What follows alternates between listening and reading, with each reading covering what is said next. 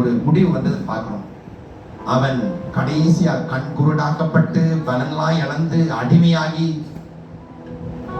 சிதம்பரம் மாதிரி செக்கெடுத்த செம்மலாயிட்டார். நல்லவேளை அவருக்கு குருசடி வைக்காம போனாங்க.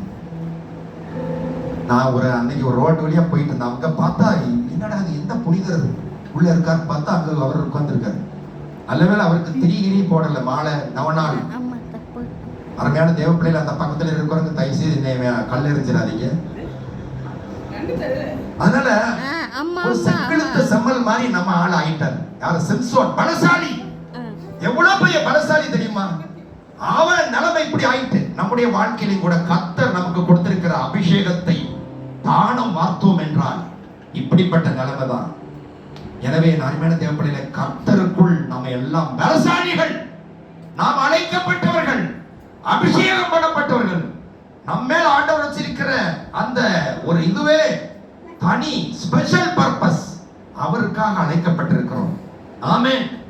அதனால இப்படிப்பட்ட காரியங்களை நம்ம ஒரு நாள் காம்ப்ரமைஸ் பண்ணக்கூடாது.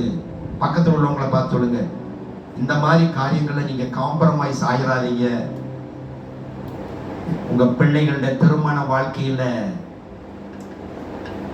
சம்பந்தம் எடுக்கிற இடத்துல காம்ப்ரமைஸ் ஆயிராதீங்க. அங்க போயிட்டு நான் அவங்களை இழுத்துட்டு இங்க வருவேன், அதெல்லாம் நடக்கவே நடக்காதுமா. சும்மா அந்த மாதிரிலாம் சவால் விட்டுட்டு இருக்காங்க. ஆவிக்குரிய சபைக்கு வந்துட்டீங்கன்னா தொப்புள் கொடி அறுக்கப்படணும், வேறு விரிக்கப்படணும், ஆண்டவருக்கா வைராக்கியம் அளிக்கணும். என் பிள்ளைக்கு கல்யாணம் ஆனாலும் ஆகலாட்டியும் பரவாயில்ல, ஆண்டவருடைய பிள்ளை, உன் பிள்ளை இல்லை, அவர் பார்த்துக் கொள்வார். எத்தனை வயசானான் என்ன, ஆண்டவர் அந்த பிள்ளைக்கு ஏற்ற ஒரு கணவனை கொண்டு வந்து நிறுத்தி வைப்பார். ஆமென். அல்லேலூயா. அதனால இதுல காம்ப்ரமைஸ் ஆகவே ஆகாதீங்க. ஆண்டவர் உங்களோடு கூட இருக்கிறார், உங்களோட பேசிக்கிட்டு இருக்கிறார். யாராவது அந்த மாதிரி ரெட்ட மனசுல இருந்தீங்கன்னா, கேட் ஆன் தி வால், அந்த பக்கம் குதிக்கவா இந்த பக்கம் குதிக்கவான்னு குதிக்காதீங்க. இங்கேயே இருங்க, கர்த்தர் பார்த்துக் கொள்வார். நாங்கெல்லாம் உங்க பக்கம் இருக்கிறோம். நாங்கெல்லாம் ஜெபம் பண்ணாம விடுவோமா? ஆமென். அல்லேலூயா. ஏறெடுக்கிற பண்ணுகிற ஒவ்வொரு ஜெபமும் கர்த்தர் கேட்கிறார். ஆமென். அவர் ஜீவனுள்ள தேவன். அவர் வெறும் கல்லோ மண்ணோ அல்ல. அவர் நம்முடைய ஜெபத்தை கேட்கிறவராய் இருக்கிறார், பதில் கொடுக்கிறவராய் இருக்கிறார்.